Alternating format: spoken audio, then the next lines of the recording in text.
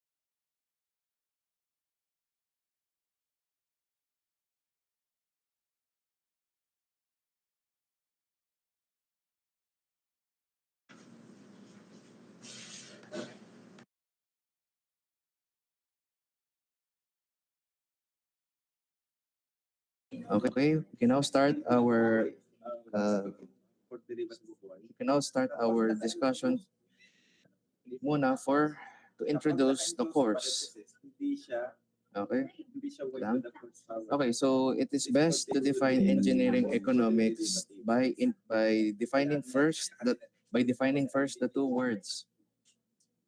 By defining first the two words that make up the Or the course code. So first word is engineering. So engineering is defined as the profession wherein yung mga natutunan natin sa mga different branches of mathematics and yung sciences, either through the academe, through practical or personal experiences, and through practical immersion in the let's say an industry, will be applied in order to come up with innovative solutions that will address or resolve problems for the benefit of humankind. So dito sa formal definition of engineering, involved dito yung sinasabing physical aspects and economical aspects of engineering. When you say kapag sinabing physical aspects of engineering, ito yung perspective of engineering wherein dito involve yung pag-utilize ng mga theories, principles, or concepts ng mathematics and natural sciences in order to fabricate, in order to ideate, prototype, and eventually fabricate either mostly tangible outputs that serve as innovative solutions to address engineering problems made in the form of machines or physical machines or physical infrastructure like bridges and roadways. On the other hand naman, yung in terms of the economical aspect of engineering, ito yung side ng engineering wherein dapat once na dapat during the process of formulating or coming up with an innovative solution for an engineering problem, dapat yung pag-design yung pag-design ng isang practical solution, dapat kino-consider yung efficient allocation and efficient acquisition, allocation, and utilization of all resources that are necessary for your solution to be implemented in an actual setting. So, may nabanggit akong tatlong activities sa economical aspect of engineering. How to acquire, paano kumuha ng mga resources, how to allocate, or ang ibig sabihin ng allocate, parang kung paano tayo mag-a-assign ng mga resources or paano natin i-group yung mga resources.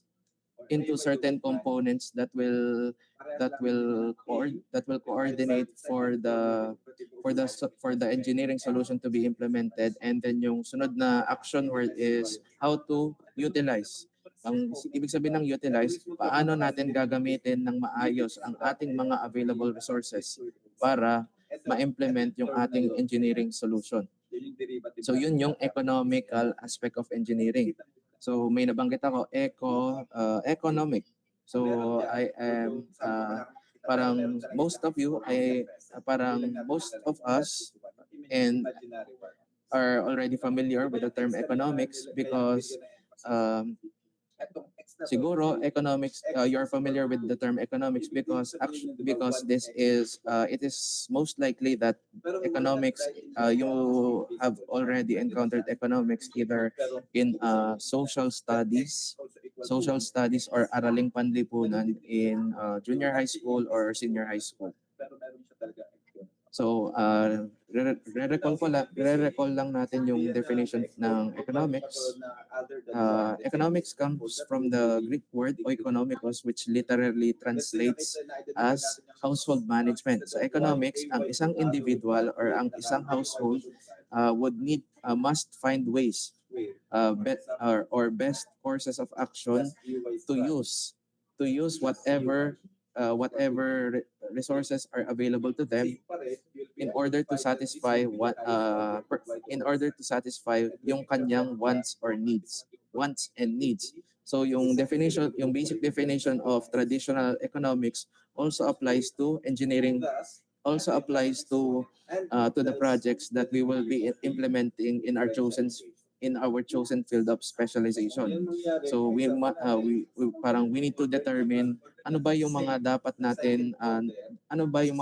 na meron tayo para ma-execute natin ang isang project na magpapatakbo ng ating solution for a typical engineering problem, either that company or a different entity is experiencing. Kaya halos lumalabas sa ating mga example. So na-define ko na yung engineering and yung economics. So by putting the two words together, we can now define engineering economics as the systematic evaluation of the economic merits of proposed solutions to engineering problems. So when you say economic merits, ito yung mga, in other words, economic merits are actually financial impacts of your projects when implemented, if ever they will be selected for actual implementation. So when a project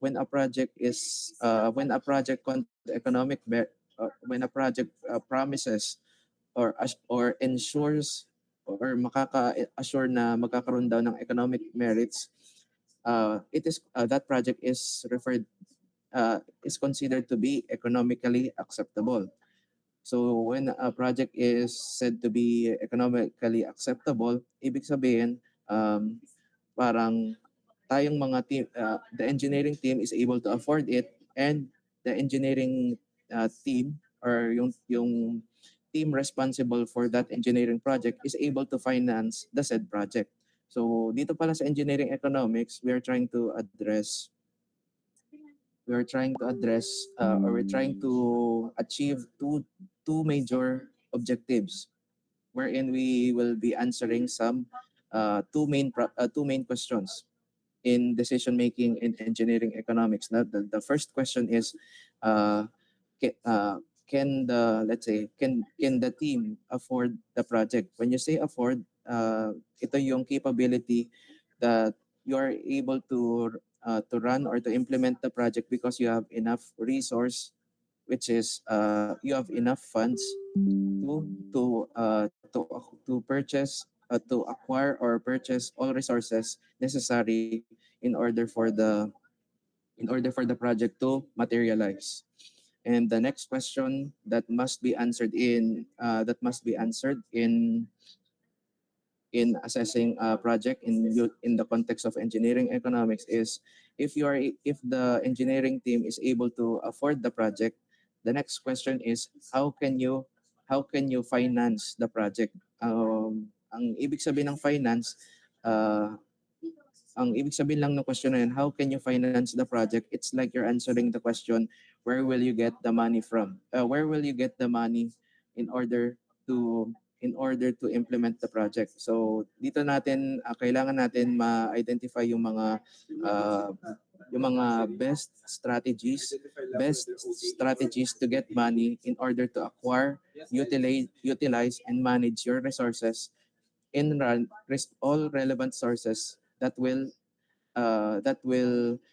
execute or that will support the project, your engineering projects. Okay, so na-define na natin ang engineering economics and na-mention na din yung general objectives or parang yung reasons why engineering economics is an indispensable or essential or very important tool in making the right decision of implementing the right engineering project. Dapat alam kung bakit yun yung sabihin. Alam na. Okay, so yun muna for now yung introductory topics na in-insert initially sa ating discussion. So ang next discussion natin, okay, at this moment we will proceed to the next topic. And dun sa next topic na yun, we will try to insert some introductory topics dito sa introduction portion ng engineering economics.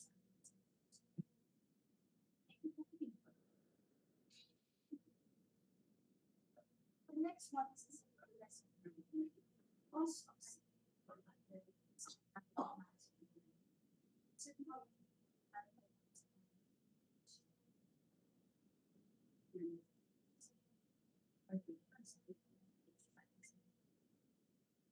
Oops, wait lang. Napapindot yung stop share. Okay, sharing again the PowerPoint presentation for the next topic.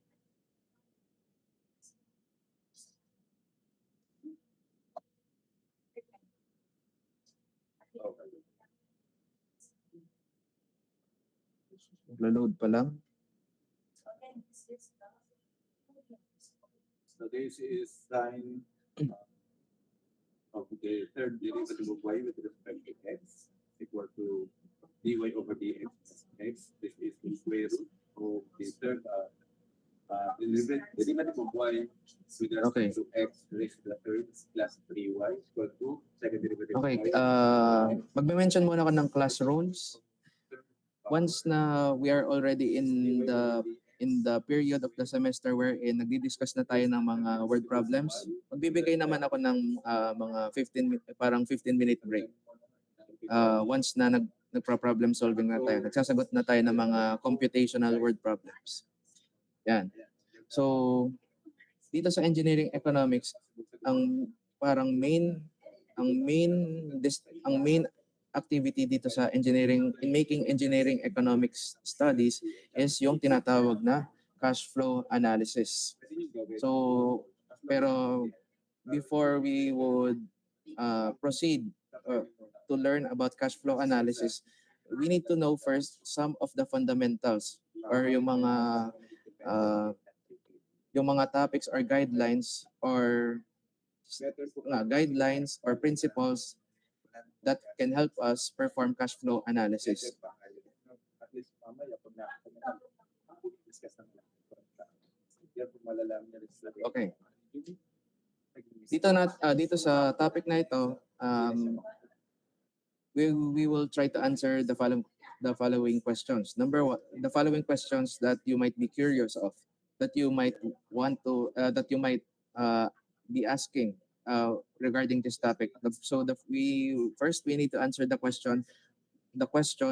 What do we need to know? What are the things that we need to know first? What are the concepts that we need to know first in order before performing a complete and thorough cash flow analysis? Yan yung first question. The things that we need to know, yung mga whats before proceeding to cash flow analysis. And then yung next question that can be answered in this topic is um, what are the situations that we can expect? What are the situations that we can expect upon the start of cash flow analysis? Okay, yeah. Okay, so dito in the professional practice of engineering, in order to recommend solutions that can address or resolve certain engineering problems, syempre yung mga solutions na yon are in the form of projects. A typical project may a typical project in engineering might involve, let's say, the design and development of a proposed machine, or maybe the design of a certain infrastructure, maybe a bridge or renovation of a portion of a road in a given area. Yon, ganun lang yung mga solutions ng so ganun lang kung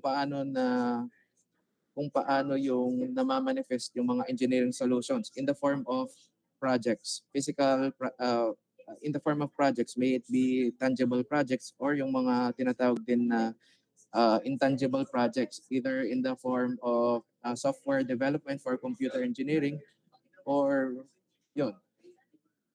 So, syempre, by definition of a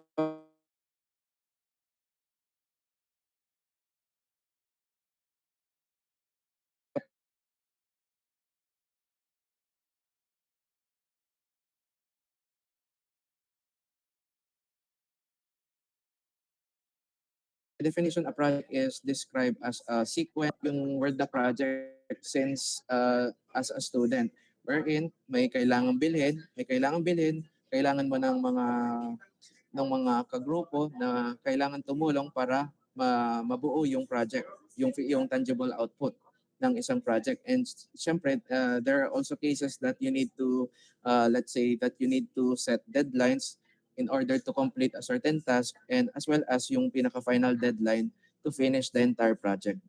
So, in terms of an engineering project, so in an engineering project, merong mga set of activities.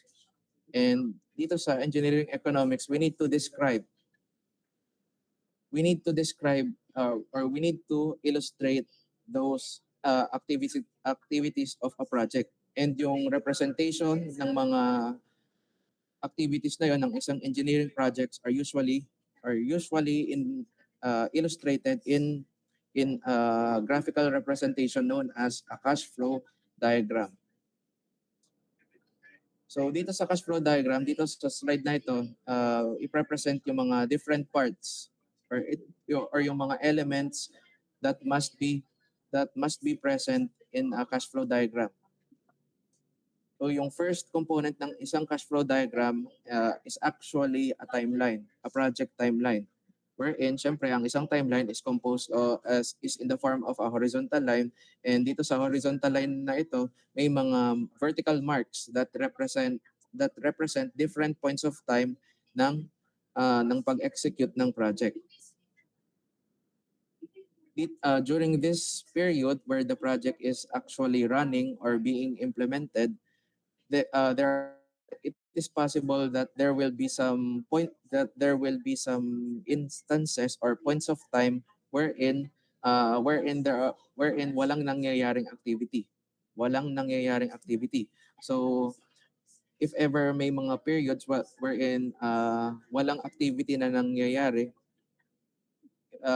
dito sa cash flow diagram, we can hide, pwede natin itago yung mga periods na yon by by drawing this symbol or annotation known as truncation, which wherein itong annotation na to, if I remember correctly sa engineering drawing, it parang borrowed ito from engineering drawing, wherein if you would like to hide some parts of the drawing, ginagamit din itong symbol na ito. Ang purpose ng truncation dito sa cash flow diagram,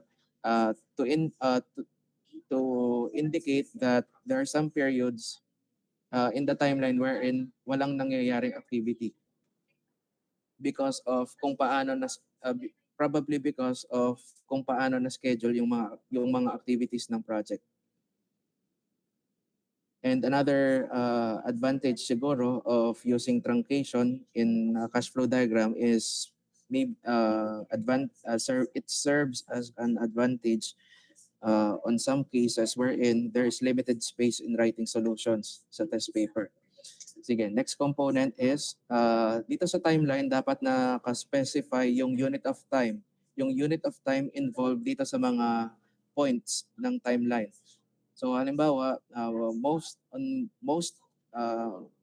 most of the cash flow diagrams that we will be creating are usually involve years.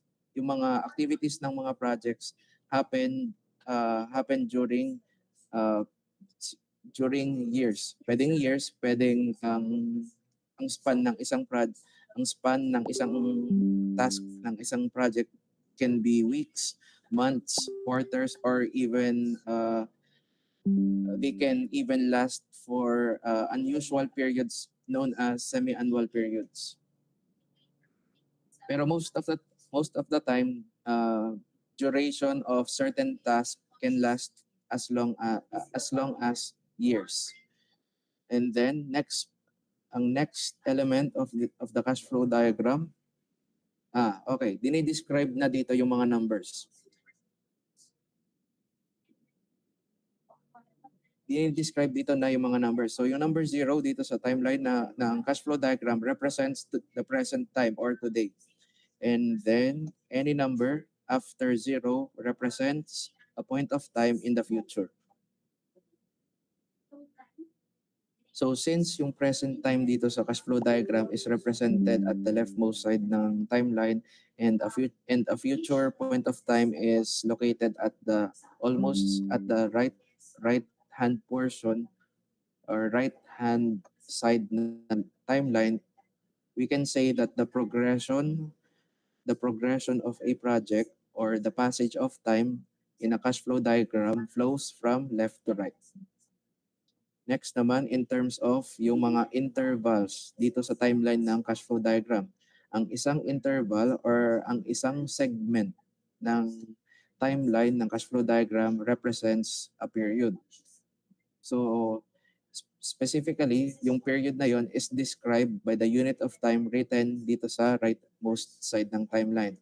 So, since ang nakasulat dito sa right side ng timeline is years, ibig sabihin itong segment na ito or this interval of the timeline represents 1 year. Okay? 1 year ang nire-represent ng bawat segment ng timeline ng cash flow diagram.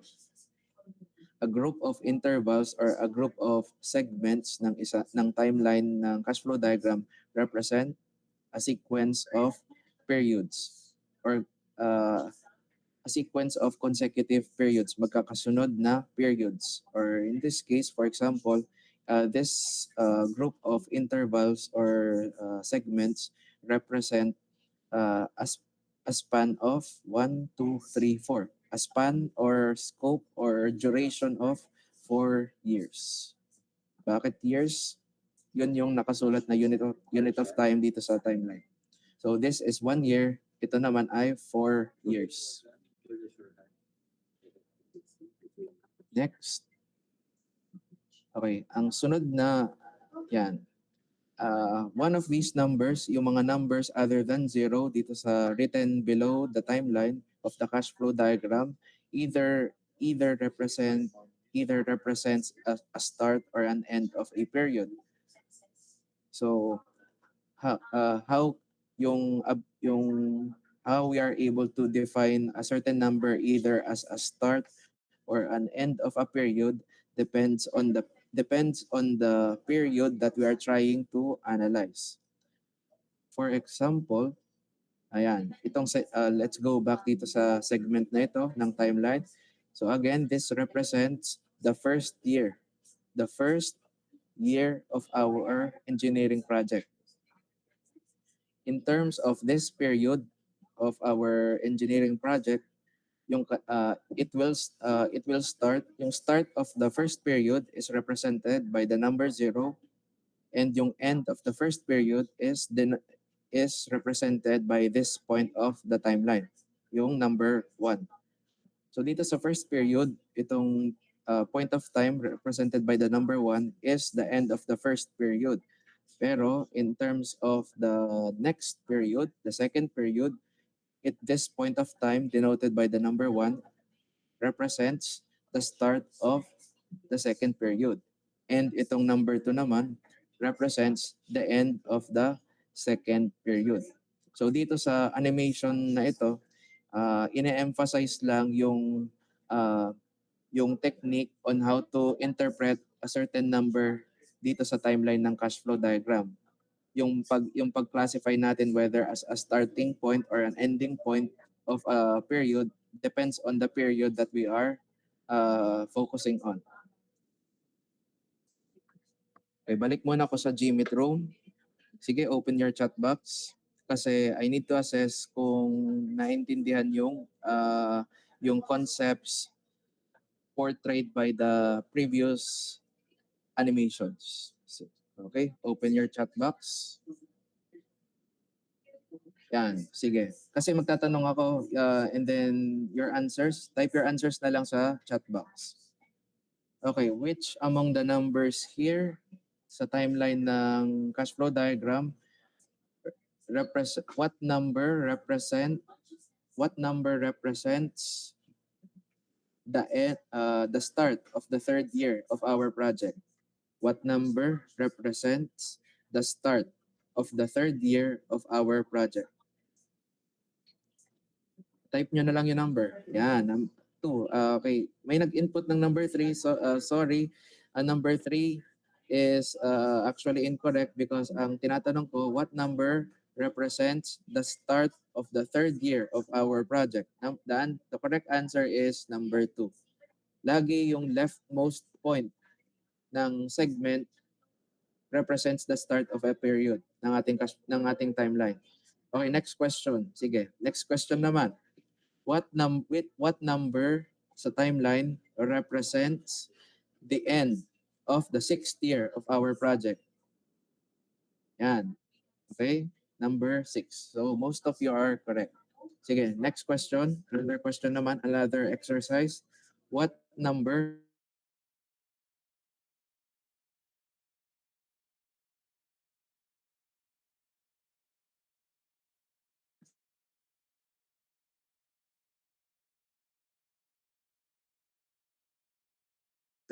what number yan, disconnect. Okay, hello. Sige. Balik lang ako sa chat box.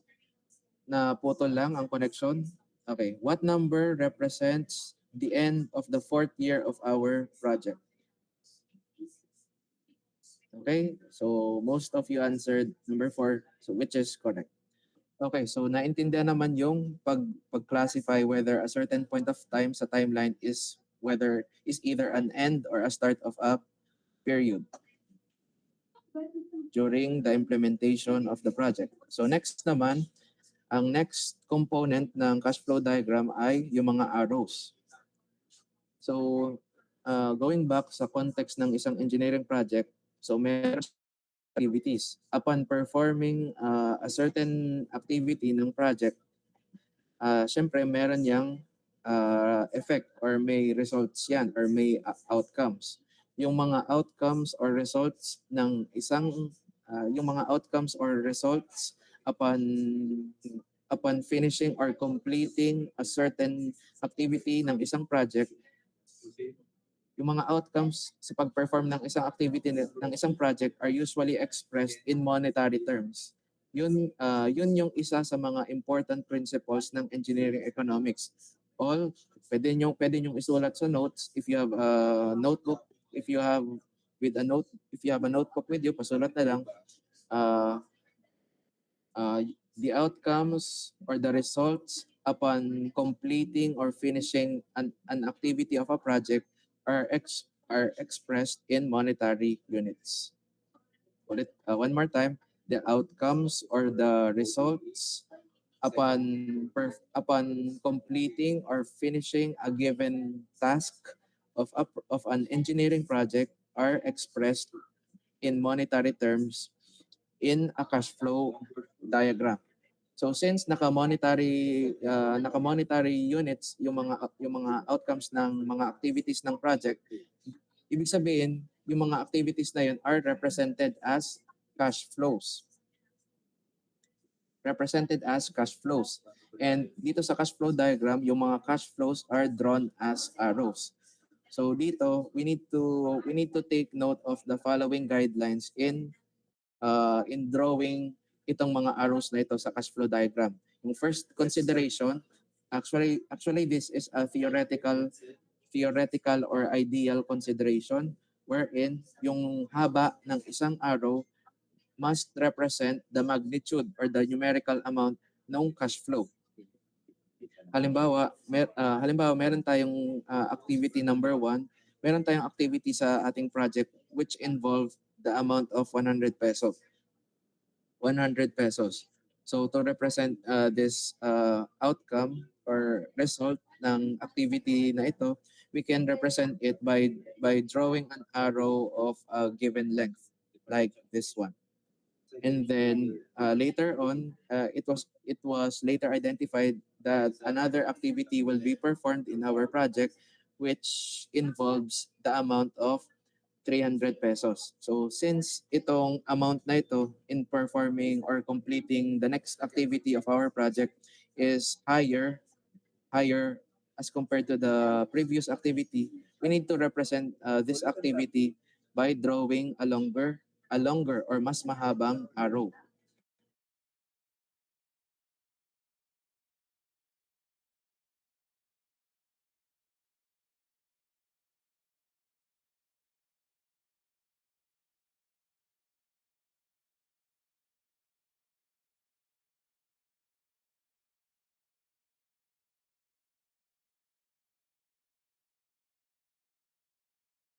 Project involves another task involving activities. So very straightforward pa naman itong theoretical guidelines. The next guideline is in terms of orientations of the arrows. Okay, orientation of the arrows. So dito, the orientation of an arrow depends on whether the cash flow is identified or classified either as a cash inflow or a cash outflow.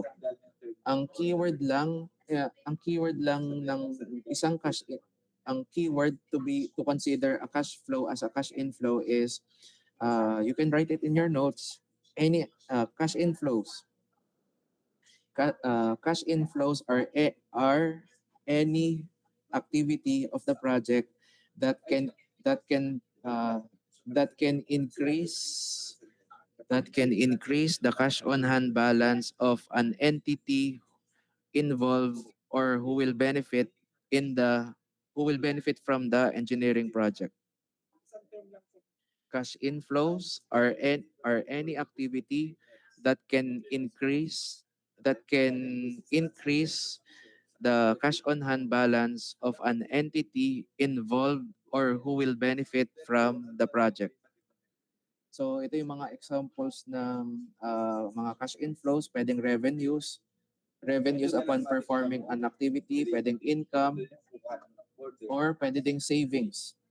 Kapag sinabing savings, ito yung mga expenses that should have been spent but were prevented because of performing some activities. Savings are considered as cash inflows. Parang kasi itong mga savings na ito, parang they indirectly they can increase the amount of cash ng isang entity in an indirect manner. Okay, and on the other hand naman, ang keyword for the definition of cash outflows are expenses, disbursements, payments. Ito nasa right side. Yung mga pinagkakagastusan ng ng isang company para ma-implement ang isang project or para mabuo ang isang project, yung mga payments na yun, yung mga gastos na yun are represented here as cash outflows. So ito yung mga examples. Yan. Okay. Sige. So to better understand itong mga terms na ito, to comply with the second guideline here in terms of orientation of the arrows. Angelica. Okay, halimbawa itong first activity ng ating project. Yan. So itong sunod na animation or itong sunod na text box describes the orientation of cash inflows, cash outflows. Cash inflows point upward because of their function or because of their effect in increasing the cash of a certain entity involved in the project. And cash outflows must point downward because of their behavior in decreasing the cash on hand balance of the entity who will benefit or who will be affected by who will be affected because of the implementation of the engineering project. Halimbawa, ang ating project, yung first activity ng ating project, yung which involves 100 pesos is identified as an outflow. And then yung second activity ng project which involves 300 pesos is considered as an inflow. And then yung third activity ng ating project was identified as an inflow. Involves a cash inflow. So with that, given these definitions or classifications, ibig sabihin dapat ang pag-drawing natin ng arrow representing the first activity must point downward. And itong second and third activities ng ating project, yung mga arrows nila must point upward. So straightforward pa din. So far, straightforward din itong second guideline for the arrows of the cash flow diagram. Next, the next guideline is ito yung most important technique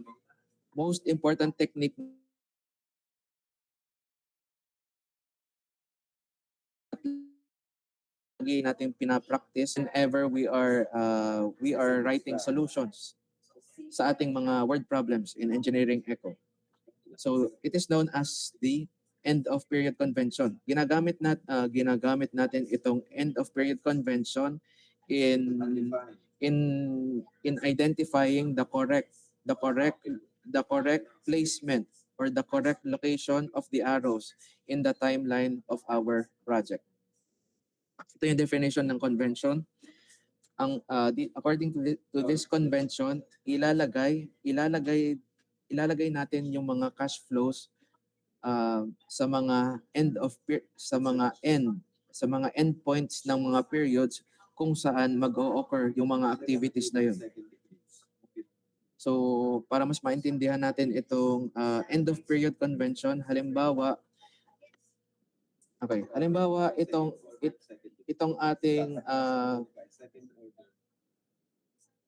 ating first activity which involves 100 peso amount and classified as a cash outflow will occur during the second year of our project. Since hindi na specify since hindi na nabanggit kung kailan talaga mangyayari or ma-execute itong first activity natin during the second year of our project, the end of period convention will recommend us na ilagay itong cash outflow na ito na 100 pesos sa end ng second year ng ating project. So, ilalagay natin itong cash outflow na ito dito sa number 2 ng timeline. With respect to X, raised to the second. Ang sinasabi lang nitong representation na ito, this first activity will happen 2 years. 2 years from the start of the implementation of the project. Or in other words, this activity will happen during the second year of the project But according to end of period convention, nilagay na lang natin ito sa end of year 2. Okay, another example. Ito namang second activity involving a cash inflow of 300 pesos will occur during the third year of our project. Since hindi nabanggit kung kasi dito sa engineering economic studies ang pag-describe and pag-identify ng mga outcomes ng mga activities ng project are usually estimated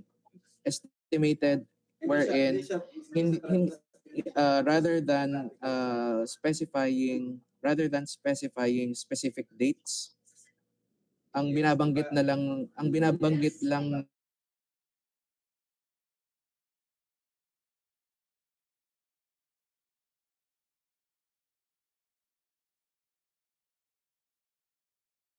in terms of the period daw na mangyayari daw itong cash inflow na ito during the third year of our project. So since hindi nabanggit yung specific date kung kailan mangyayari itong cash inflow na ito, susundin na lang we would rather follow this end of period convention wherein ilalagay na lang natin itong cash inflow na ito sa end of year 3. So yung end of year 3 is number 3, dito na cash inflow. And then for our third activity, which involves the amount of 1,000 pesos, it was identified or estimated that it will occur during halimbawa the last year of the project, which is during year 12 of our timeline. So since hindi nabanggit yung hindi naman necessary to specify the actual date wherein mangyayari itong activity na ito during the last year of the project, we will magre-rely tayo sa end of period convention wherein ilalagay natin ang cash flow na ito sa end of year 12. And the end of year 12 is number 12 sa timeline ng cash flow diagram. So, sige, balik lang ako dito sa GMET room. Check ko lang kung nasa loob pa ako. Okay, I'm still inside the GMET room. Yan. So hopefully na-cover naman yung na-present naman yung illustration ng end of period convention. So if you are okay with my explanations for the end of period convention, can you please type 1 sa chat box? Naintindihan ba? Okay. Yan. Okay, sige. Okay. Sige, thank you. Yan. Okay, sige. Let's continue. So far ganito yung ating cash flow diagram for our project. So kung meron kayong ma-observe na dito sa area ng ating cash flow diagram wherein parang napatungan or naharangan ng arrow yung number 2. So dito, ine-emphasize itong guideline na ito. Straightforward lang ito. As much as possible, yung mga numbers ng timeline must be visible at all times when creating a cash flow diagram. So siguro ang ire-recommend ko sa inyo is ang ire-recommend ko na lang sa inyo is instead of writing itong mga numbers na ito below the vertical marks, siguro ganito na lang. Please watch carefully. Yan, ganito na lang yung pagsulat ng mga numbers sa timeline wherein as close as possible to the point of time that it must yan. Rather than below the vertical marks, close as possible next to the vertical marks, it must represent. Now, balikan natin to number 2. Okay. And one more important guideline in creating a cash flow diagram. Okay, so ito ay optional lang. Kung mapapansin nyo dito sa animations, parang shinorten or pinaikli yung arrow nitong third activity. Tapos, in-apply yung truncation method, truncation technique. So, ito'y optional lang. Ang sinasabi lang nito, ang sinasabi lang ng animations natin is it is optional na i-truncate i-truncate yung mga arrows na medyo mahaba. What's your answer? Ang advantage nito is this annotation would be helpful on instances wherein limited yung space ng pagsulat limited yung space sa pag-construct ng cash flow diagram sa exam halimbawa. Ang sinasabi lang nitong symbol, itong illustration na ito, Red cell, do you agree? actually mahaba dapat yung arrow na ito pero because of limited space ganito na pinaikli ko na lang yung representation of this cash flow. So nabanggit ko kanina na this first guideline is ideal or theoretical. Ibig sabihin you may or may not consider this consideration kasi ideal case lang to. Ideal situation or a theoretical situation. Define the entire equation by Kasi kasi we're not saying here kasi actually this convention right here, this convention na ini-indicate ng mouse pointer is actually borrowed from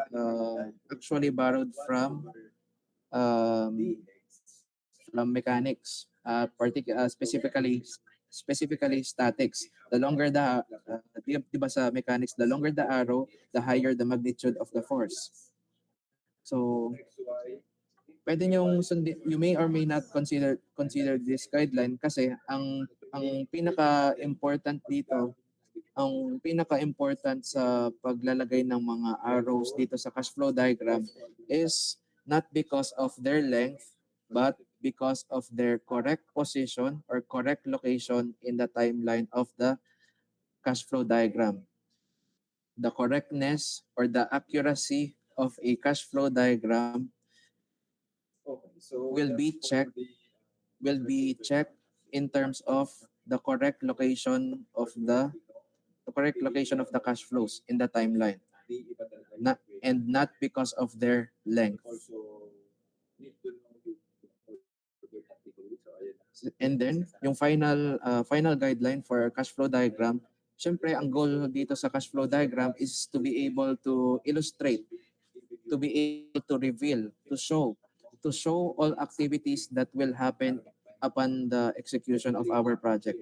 So with that being said, we need to use this is also included in one of the major principles na pinapractice sa engineering economics. Only one perspective must be used in creating a cash flow diagram wherein dapat yung we need to make sure that yung point of view, the perspective or the point of view ng isang individual or ng isang entity will be able to reveal, to show all activities that will happen in the project. Okay, para mas maintindihan itong guideline na ito, let's consider this personal project for an let's consider na lang an easier example, a personal project ng isang individual wherein gusto niyang magkaroon ng isang kotse.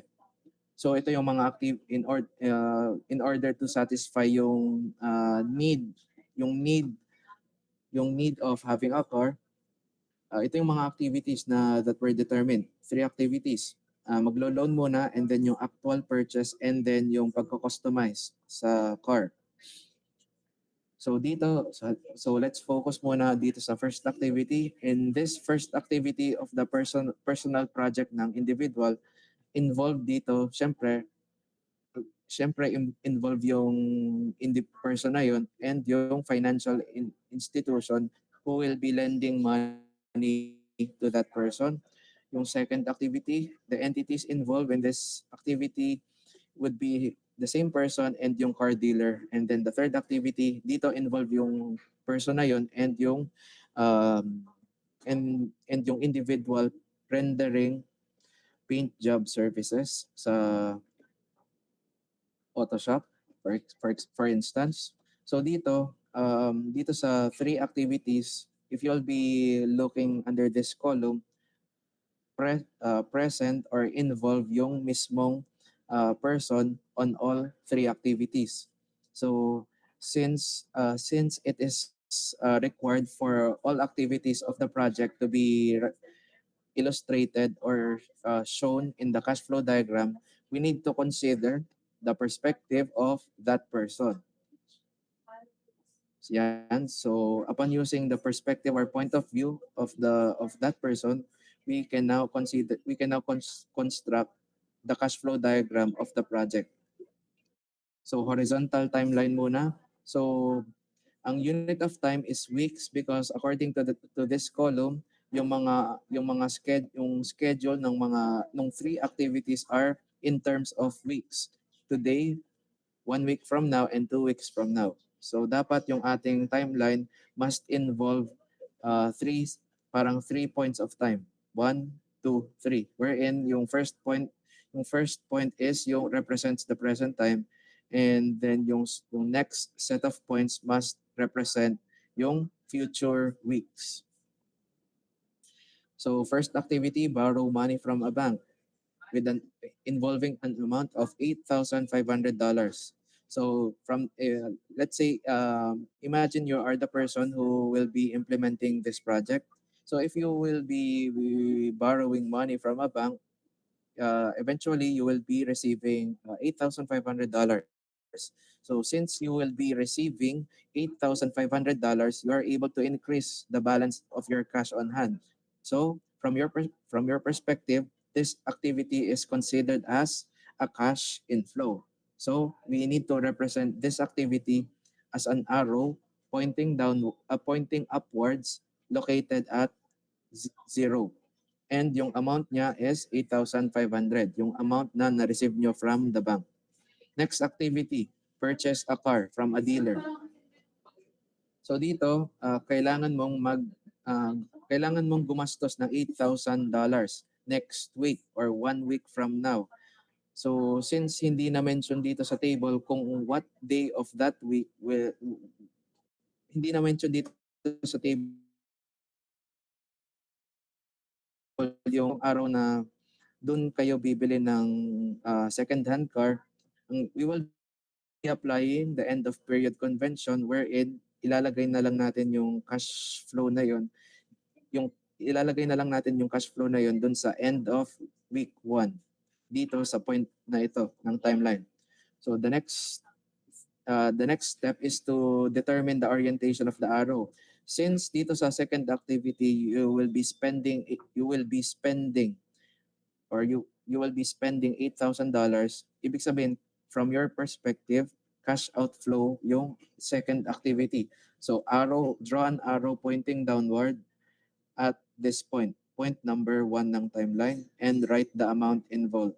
Yung parang yung outcome or yung effect upon performing this activity in terms of monetary units. Third activity is i-customize nyo na ang inyong kotse by acquiring a new paint job. So dito, you need to spend $500 2 weeks from now. So cash outflow 2 weeks from now, since hindi nabanggit yung mismong date or araw na magpapa-paint job yung kotse ninyo. So ilalagay na lang natin yung cash outflow na yon sa end of week 2. End of week 2 ng project. So yung end of week 2 is represented by the number 2 sa timeline. Dito natin i-drawing yung arrow pointing downwards with an amount of with an outcome measured as $500. So ito yung correct cash flow diagram na gagamitin natin in the next step, which is cash flow analysis. Ang reason kung bakit in, ang reason and then ang reason kung bakit hindi natin pinili yung POV ng bank, ng dealer or ng painter is because kapag halimbawa ang na-select nating POV point of view ay yung bank, only one activity will be shown in the cash flow diagram.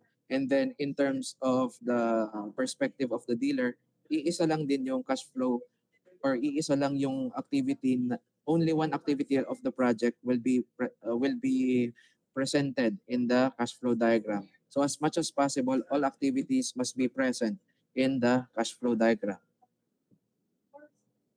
Go. Yan. Pwede nyo itong isulat sa notes ninyo.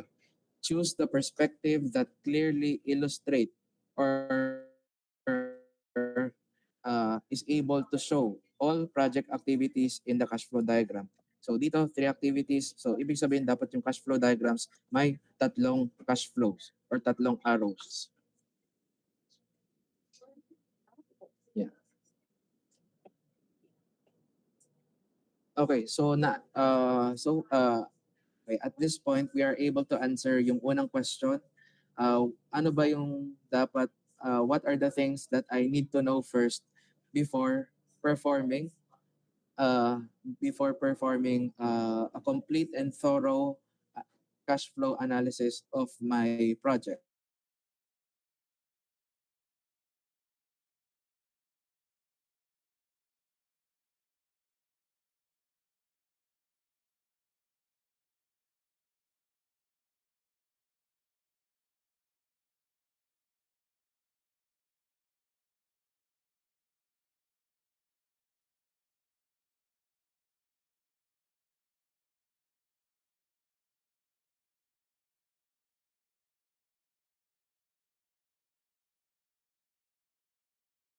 Ano yung mga exams and example lectures. So by definition, define muna natin, alam na natin ang definition ng cash flow. Any activity that involves the movement of money from one entity to another entity in order to execute or in order to accomplish or complete a specific task of a certain project. Next naman is series. Ito yung definition ng series. As parang in a nutshell or long story short, ang ibig lang sabihin ng series, this is simply a collective noun for a group of cash flows occurring over time, which will eventually be considered collectively for the next step of analysis. So here are some classifications of cash flow series. Yung first type is known as yung simple type, the simplest type of cash flow series known as general cash flow series. Wherein dito sa general cash flow series, merong mga single cash flows or mga that differ in amount and occur at irregular intervals. By definition, ang ibig lang as the term implies, ang ibig lang sabihin ng single cash flows, iisa lang, there's only one cash flow occurring at a specific point of time in the project, at a specific instance of the or at a specific point of time ng project. Iisa lang, only one monetary amount is involved. Or let's say the completion of that activity can be expressed using only one monetary amount.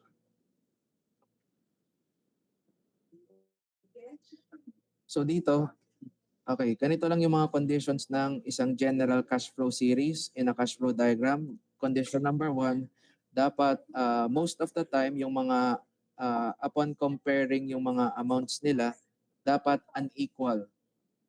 Dapat unequal yung mga amounts ng mga cash flows dito sa general cash flow series. Condition number 2, dapat yung interval yung interval between two consecutive cash flows is inconsistent. For example, let's consider muna this pair of cash flows. This pair of single cash flows, the interval or the distance between them is 2 years. 2 years. And then upon checking the next pair of consecutive cash flows, this pair, the interval or the distance between them is 1, 2, 3. 3 years. So dito with respect to this pair of single cash flows, the interval is 2 years. However, with respect to this next pair of consecutive cash flows, the interval is 3 years. And with respect to this pair of consecutive cash flows, the interval or the distance between them is 1 year. So inconsistent yung interval. So dito 2 years. So it is expected sana na dapat, so dito 2 years, 3 years, 1 year.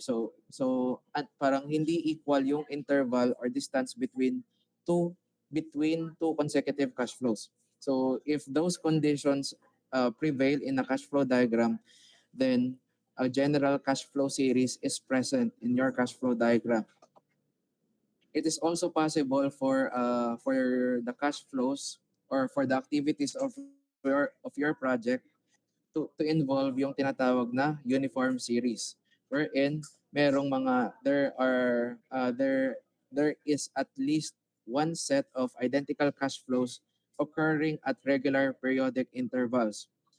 So there are two in general, there are two conditions that make a series of cash flows considered as uniform series or as an annuity. So itong annuities, plural form lang to. Ang singular form nito ay annuity, parang ending in Y rather than ending in IES. Okay, ang first condition of an annuity is that ang first condition is uh, the interval is the interval or the period or the distance between two consecutive cash flows is the same. So halimbawa, this pair of cash flows, this pair of consecutive cash flows, interval nila is 1 year, and then yung interval between these two consecutive cash flows also a year. Dito naman also a year, and dito naman the interval between these two consecutive cash flows is also a year. So consistent yung interval or yung spacing. Consistent or equal yung spacing between the consecutive cash flow. So with that being said, nasatisfy yung unang condition ng annuity. Ang second condition ng annuity is that yung mga cash flows na yon, yung mga consecutive cash flows must be in the same orientation.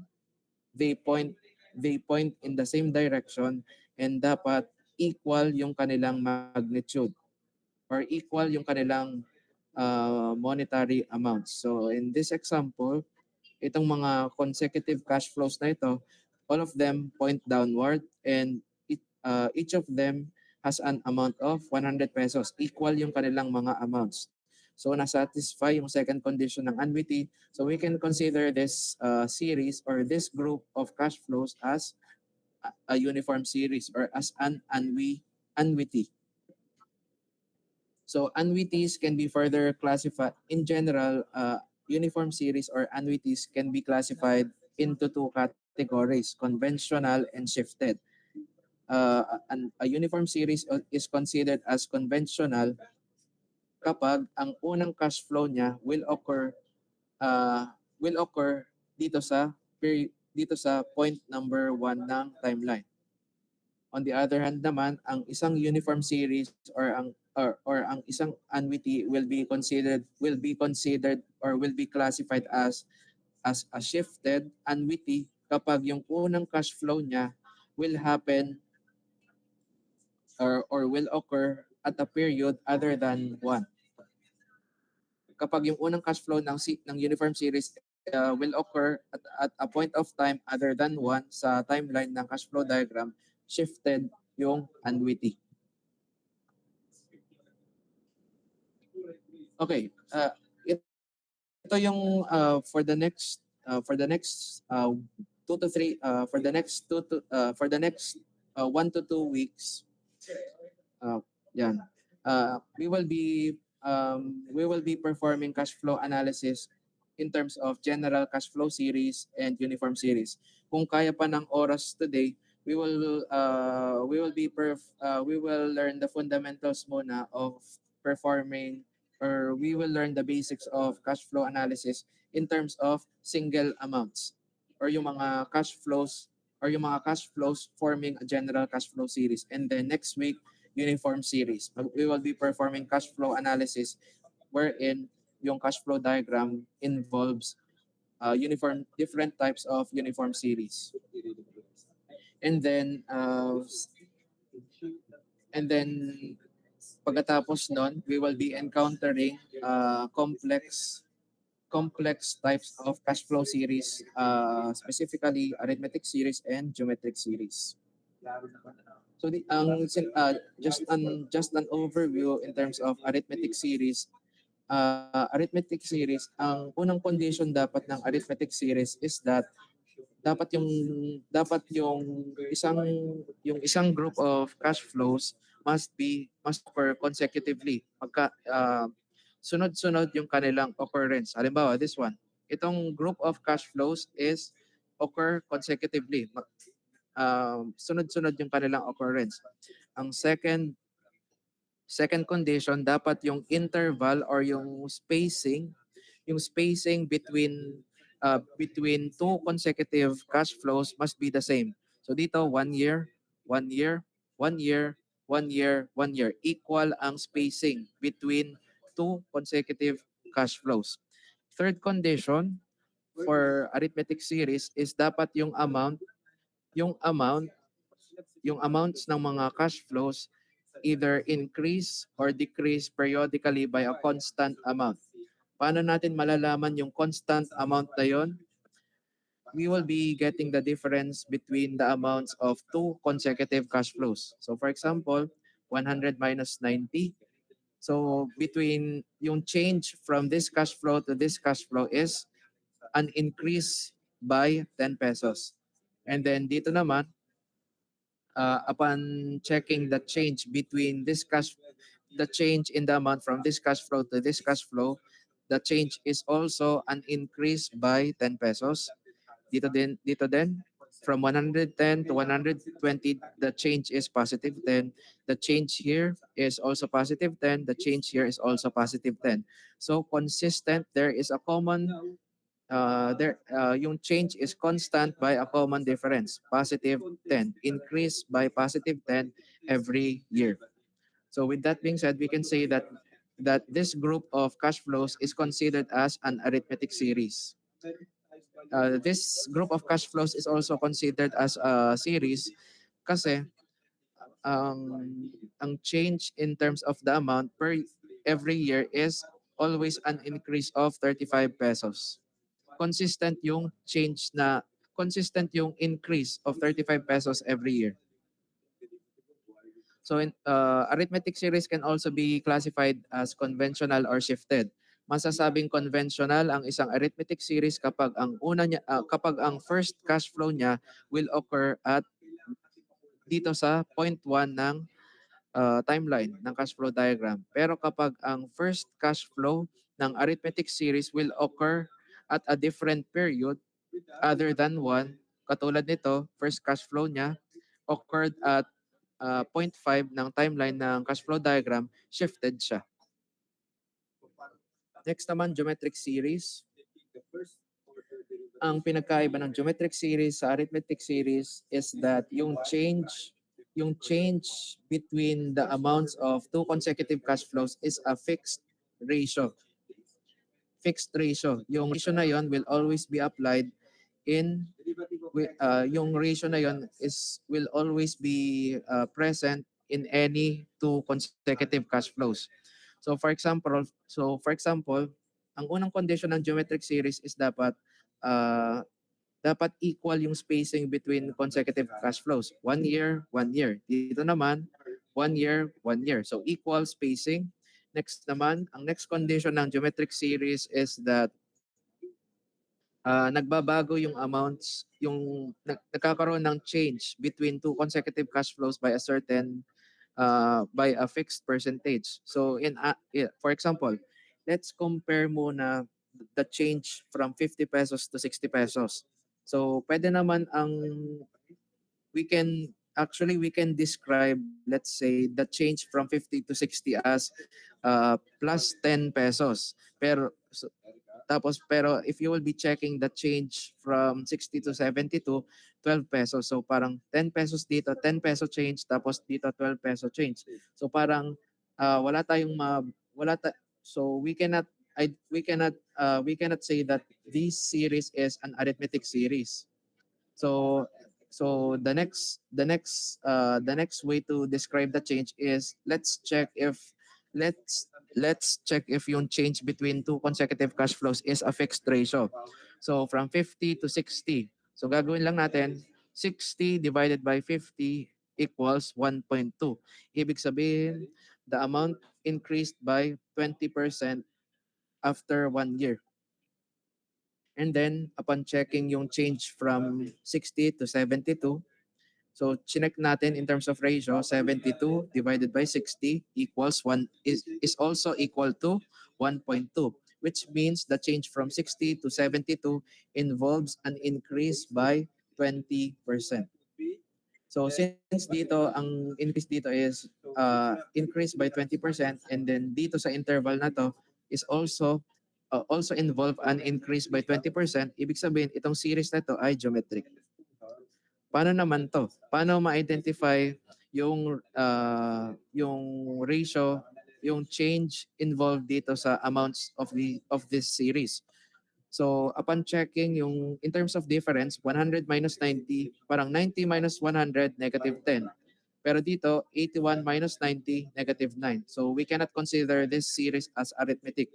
So we need to check yung change between two consecutive cash flows in terms of ratio.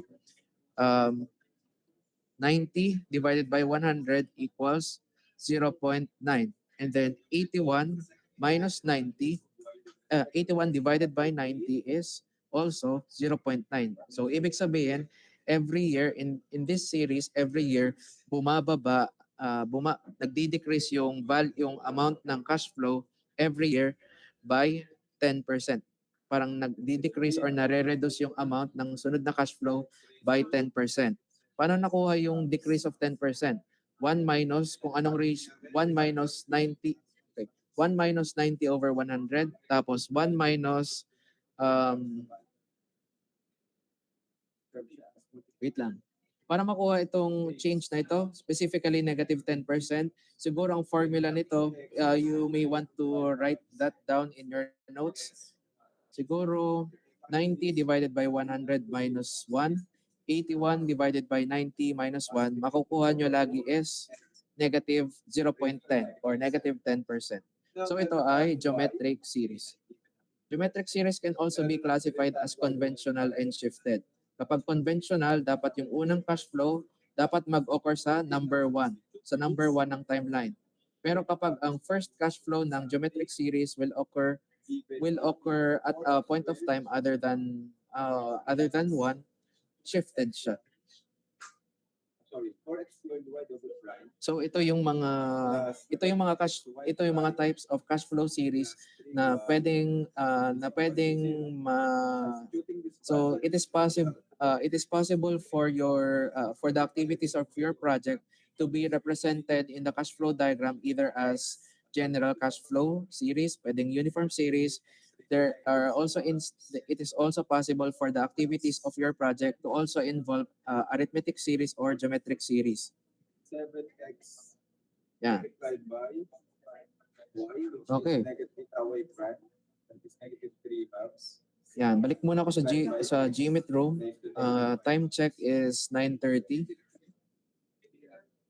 What's the next term? Okay, it's 9:30. Times y, Siya, sige, siguro let's have, raised to negative 3 halves. since magsta-start pa lang tayo ng mga, magsta-start magsa-start pa lang tayo in solving word problems, yung magko-compute na, since we will now start computing or mga problem solving, siguro let's have muna a 3-minute break. 3-minute break. Sige, restroom break, water break, or maybe power nap. Let's resume our discussion by after 3 minutes or 9:33 p.m. Sige, see you later after 3 minutes.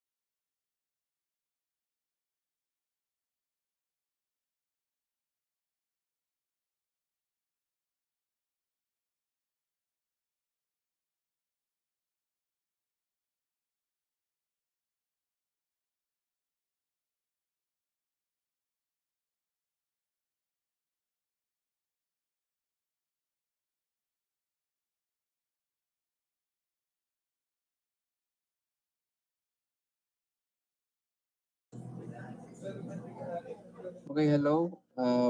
Sige, let's resume our lecture. Okay, 12x multiplied by negative 3 helps. sige. Pa-return na lang ulit sa Gmeet room because we will now discuss yung sunod na topic for cash flow analysis. So alam na natin yung mga fundamentals. What do I need to create and what do I need to expect? So yun nga yung how to answer yung what do I need to make cash flow diagram, yung mga components niya. And then what do I need to expect upon starting cash flow analysis, yung configuration ng mga activities ng project in the form of their location ng kanilang mga arrows sa timeline ng cash flow diagram. So once we have successfully represented the activities of our project in our cash flow diagram, we can now start performing cash flow analysis. We will analyze yung mga monetary amounts ng mga activities ng ating project. Ang purpose kasi generally ang purpose ng analysis the purpose of analyzing yung mga outcomes ng ating activities is makakatulong actually yon sa pagpo-formulate ng mga useful and meaningful information which can answer yung mga nabanggit kong major question, yung main general questions in engineering economic studies. Parang halimbawa, are you able to afford something? Are you capable to pay? Are you capable to pay the project? Or let's say kaya ba ng ating mga funds to support the future cost ng ating project? So ganun lang yung mga sample examples that can be answered by the solutions that we will be creating dito sa topic na ito. So for now, ang ating scope muna ng ating cash flow analysis will be limited muna sa mga single cash flows na nagbubuo ng isang general cash flow series sa ating cash flow diagram. X raised to N multiplied So, by X. kailangan muna natin alamin yung mga basics, yung mga terms, or yung mga items that influence our analysis regardless of the cash flow series present in the diagram. So, yung primary, or yung most influential factor or item, yung factor that will highly influence our analysis, cash flow analysis, is that thing called interest. So by definition, ito yung interest. You may be already familiar with interest, which is the additional amount of money that is either paid for the use of borrowed capital, or ito yung money that was earned because because pinahiram mo yung money na yon to a certain entity. So to better understand, to reinforce this definition of interest, let's try to illustrate itong mga situations na ito indicated dito ng mouse pointer. So situation number 1, money that is either paid for the use of borrowed capital. So ito yung illustration. So meron tayong isang financial institution, bank. Merong isang borrower. This borrower is not necessarily have to be a person. Pwede ding company who would like to, let's say, implement a project that can, let's say for example, a project that can increase its profits. So since gusto ng company na mag-increase ng project, gusto niya daw mag-implement ng isang project that has the potential to do so. And syempre, para ma-implement yung project, kailangan ng resources. And paano makakuha ng mga resources na yon? Syempre, kailangan ng funds. So, halimbawa walang currently parang short in terms of funds ang company. And in response to such deficiency, kailangan mag-borrow ng additional money from a financial institution like a bank. So, if halimbawa na-approve, based on the credentials of the company, na-approve naman, the bank approved to lend or to give the company some money in the form of a loan. So, natanggap na ng company yung loan or yung money in the form of a loan, pwede nang magamit ng company yung additional funds na yon to finance the project that can increase its profit over time. Pero merong condition upon using this loan.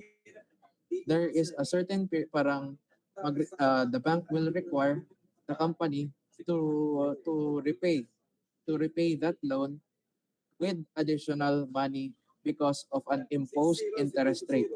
So upon repayment to the financial institution, the company will not only pay the original money that was borrowed, but also additional money because of using that money in in running a project that will increase its profits. So that additional amount of money is interest. Interest in the form of additional money that needs to be paid because of the use of borrowed capital in the form of money.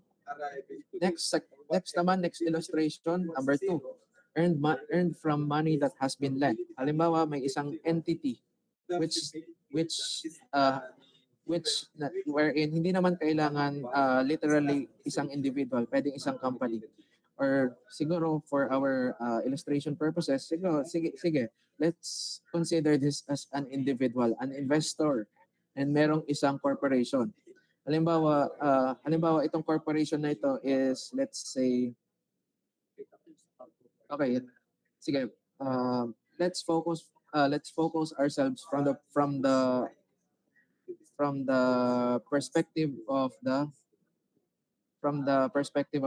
investor, or let's put ourselves in the shoes of the investor. Halimbawa, we are an investor. Siyempre ang objective or the usual need or wants or objective of an investor is to earn income, earn income through investment. So in order to perform yung kanyang personal project na investment, siyempre maglalaan or magpro-provide siya ng money sa isang corporation. Magpro-provide siya ng money sa isang corporation, and over time that tayong mga investor are expecting a certain are expecting a return of money coming from the corporation. Not only which is wherein yung return na yon is not only limited to the original amount of money that we provided to that corporation, but also additional money because of an interest rate that we have imposed on that corporation. So dito sa second illustration na ito, interest is in the form of earned income because we have provided money to a certain entity. White report run, months 3, white run. Okay. So dito interest is classified into 2 categories, simple interest and compound interest. Focus muna tayo. So may time pa tayo for simple interest. Ito yung definition of simple interest. Okay, so dito in simple interest, yung interest is calculated as a fixed percentage of the principal, regardless of the period where the principal will be utilized or will be borrowed. Interest will always be calculated regardless of period. Interest will always be calculated as a fixed percentage of the principal or the original amount of money that lent. So ganito lang yung so this slide will be presenting a series of animations on how interest is calculated for, let's say, over 4 years. Okay.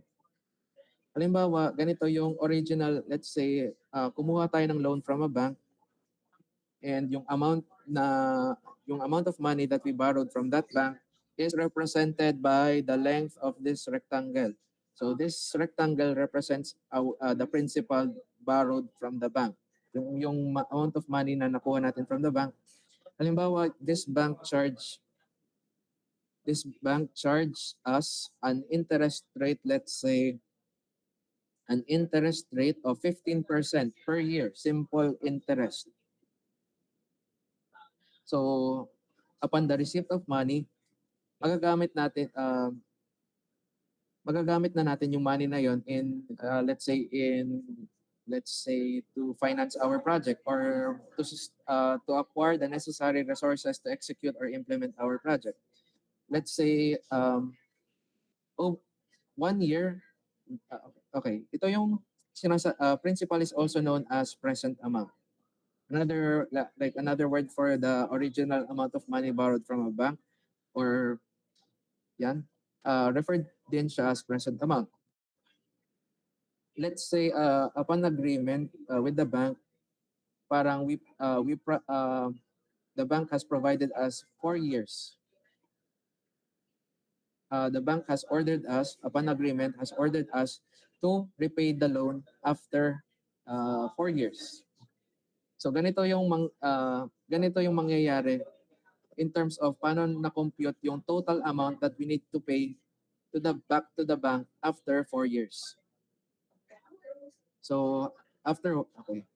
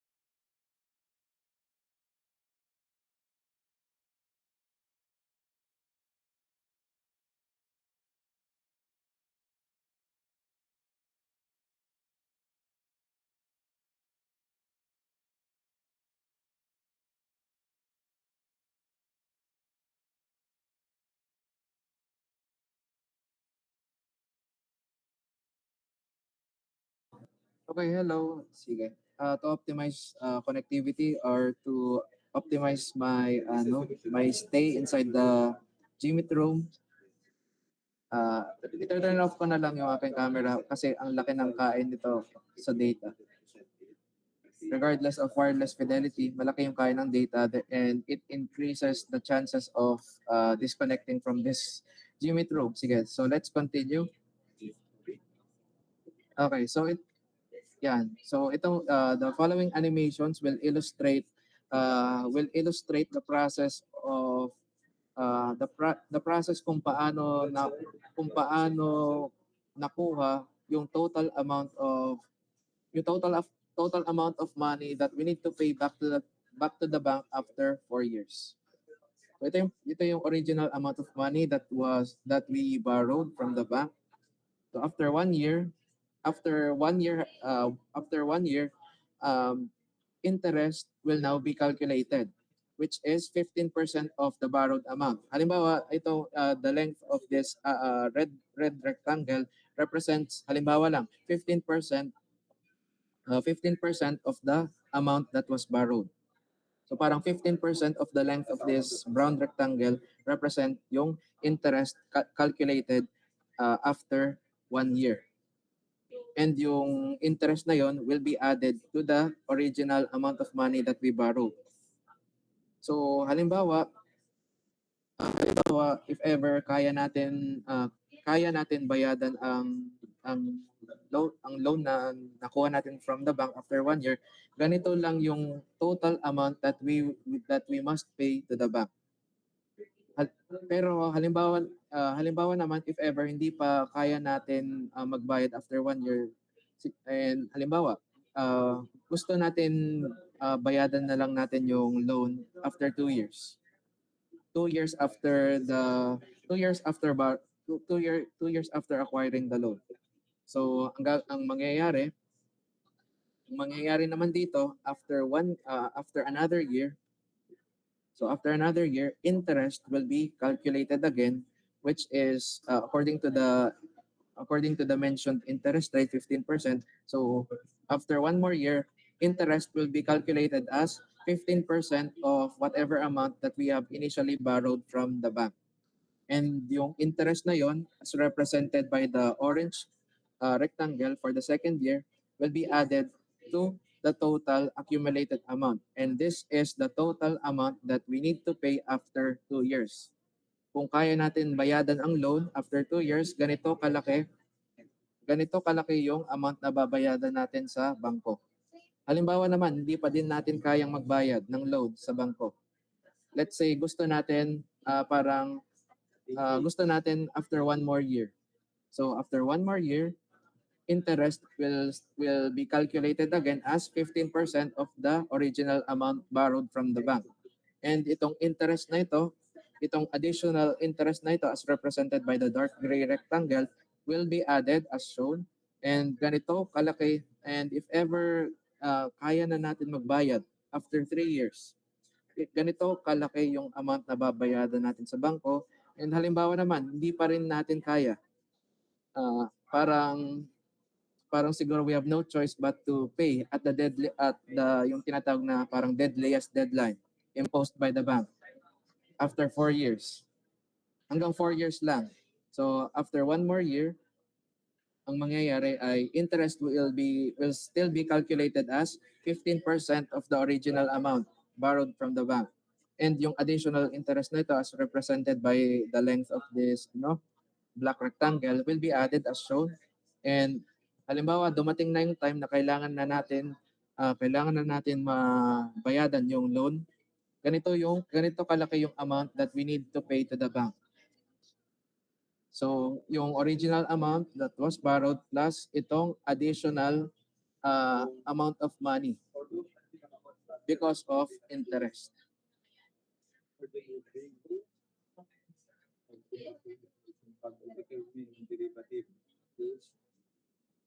So ganito lang, so yung itong recent animations illustrate parang the mechanics or the internal workings of simple interest, or how simple interest behaves on the principal or the amount of money borrowed or invested.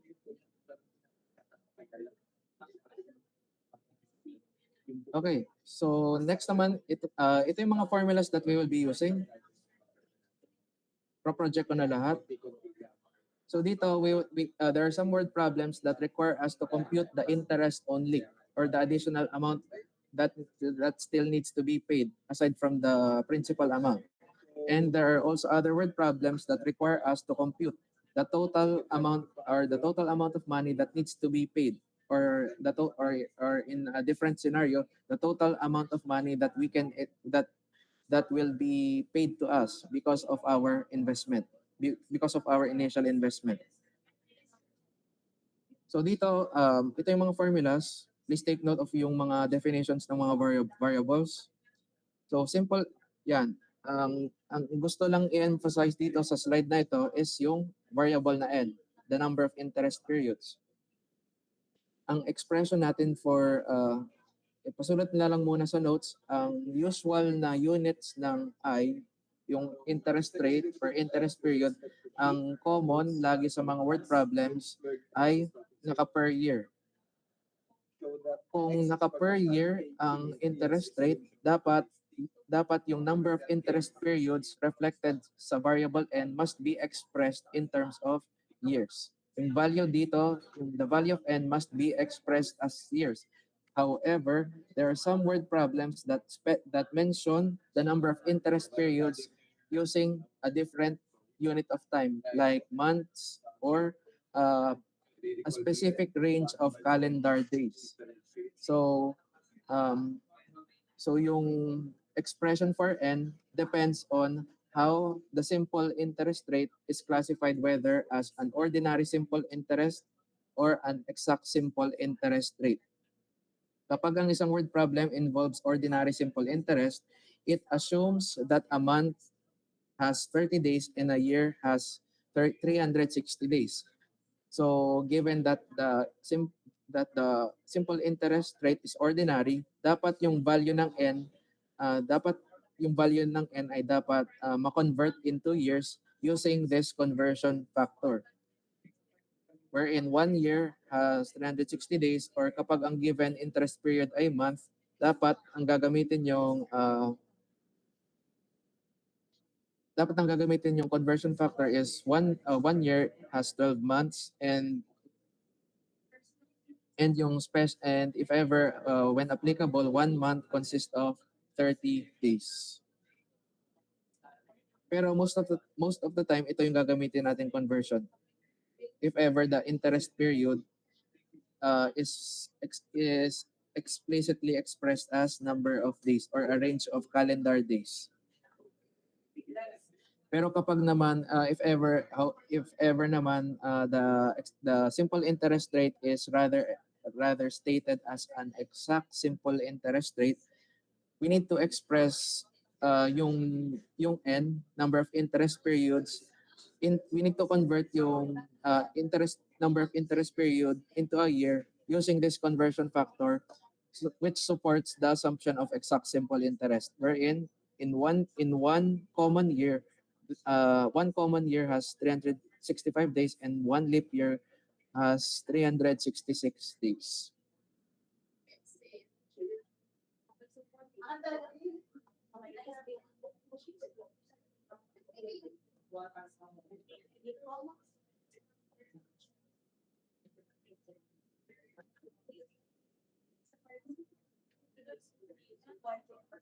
Okay, so next slide.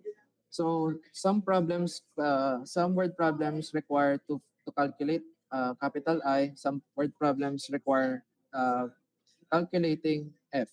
So parang itong dalawang equations na ito are the standard formulas. Or parang itong mga formulas na ito are enough. Parang ito lang yung mga formulas na dapat i-memorize. Because some other formulas involving simple interest can be derived from those formulas. So halimbawa, kapag ang pinapahanap sa isang word problem ay P, gagawin nyo lang, i-memorize mo na itong formula, and then solve the equation or rewrite the equation in terms of P. Divide both sides by this factor. And kapag naman ang pinapahanap sa word problem ay letter I, ito yung kapag ang pinapahanap naman sa problem ay it's either yung simple interest rate or yung number of interest periods, ito yung mga step-by-step procedures that you need to follow.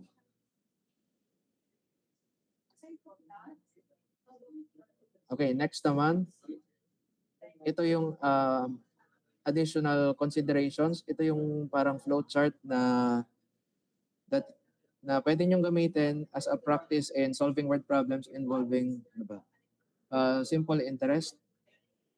So gagawin natin, ang sinasabi lang nitong flowchart na ito ay parang guidelines on how to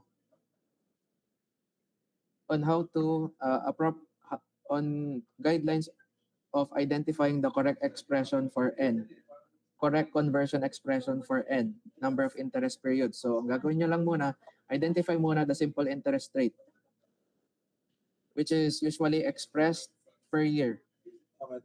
So next step, you need to identify muna yung interest period stated in the problem, or yung parang duration, parang yung interval between the point of time na nagborrow and the point of time na magbabayad na ng loan. Halimbawa lang, if yung period na yon is stated exactly as year sa word problem, there's no need for us to convert because the interest period is already in terms of years. Pero kapag yung interest period is specified as a range of calendar dates, the next step is to identify whether the interest rate is either ordinary or exact. Kapag ordinary, we will be using this expression to convert yung number of days into years. Kapag naman ang simple interest rate is exact, you need to identify whether yung interest period na yon will involve a common or a leap year, or there are also possible cases wherein yung specific range of calendar days ay involve not only a common year but also a leap year. Pwedeng common year muna tapos leap year, or pwedeng the other way around. Leap year muna tapos common year. So kapag common year, let's say kapag common year like 2025, ito ang gagamitin nating expression to convert the number of days ng interest period in terms of years. Kapag leap year, if the interest period involves a leap year, let's say 2024, we will be using this conversion expression. Yan. Wherein it assumes that one leap year contains 366 days. Pero kapag ang interest period involves both a common year and a leap year, halimbawa, October 16, 2020, October 16, wait lang. October 16, 2023 to April 23, 2024. So may common year 2023. Tapos may leap year din kasi ang end ng interest period ay April 23, 2024. So ito yung gagamitin nating expression to convert yung mga days ng common year into years and yung days included sa leap year in terms of years. And then we will be adding the two values together para makuha natin yung value of n in terms of years. And then one more guideline dito is ito lang yung mga basic guidelines that you are already familiar of in terms of identifying whether a year is common or leap year. So ito lang yun. Ito yung guideline na yan, and ito yung guideline that most of you are familiar of in identifying how many days are there in a specific month during a specific year, whether leap year or common year. And then please take note of this important warning kasi maraming student ang maraming nagkakamali sa solution because parang na-bypass or na-overlook itong important bullet point. Sa pagbibilang ng mga araw ng interest period, hindi kasama sa bilang yung starting date ng interest period. So para mas maintindihan natin itong mga guidelines na ito, we will be solving some word problems in our next meeting. Kung hindi if there will be some time constraints kasi nagkakaroon na ng pressure wherein kailangan kasi dapat next week dapat ay we need to discuss annuities. So kapag ganun, siguro it's either expect a separate video recording about simple interest and compound interest, and then next week annuities tayo. So that's one possibility na pwedeng mangyari in the next days. So pa-monitor na lang ng ating Google Classroom if ever magkaroon ng if ever there will be a separate video recording for the next topics under single amounts or single cash flows.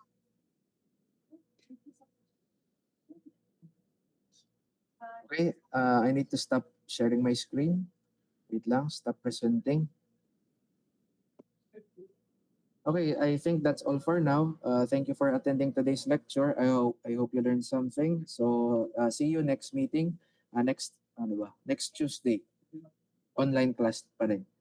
Sige, thank you everyone. Thank you.